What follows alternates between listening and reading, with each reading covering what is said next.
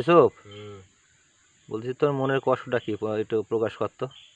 এই যে সপ্তাহে দুদিন ছুটিতে দিল, শনি এবং রবি, এই দুদিন তো তোর অফিস আর খুলবে না, তোর মনের আবেগটা কি এখন?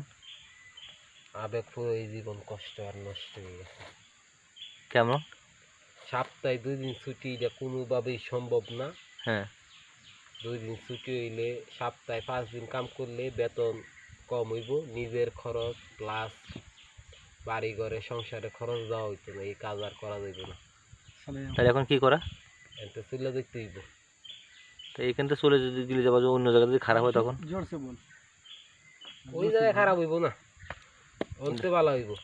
কাজ করলে বেতন দিব, পয়সা থাকলে তো আর টাকা দিব না। হ্যাঁ, রিজিকে যেটা আসে সেটাই হবে, তাই না? দেখা যাক, আজকে বসের সাথে কথা বলি। যদি বসে যদি বলে যে না, সপ্তাহে একদিনই সাথ দেবে, ঠিক আছে, তাই আর কাজ আমরা করবো না, ঠিক আছে? কাজ করবো না ভাই। ওকে।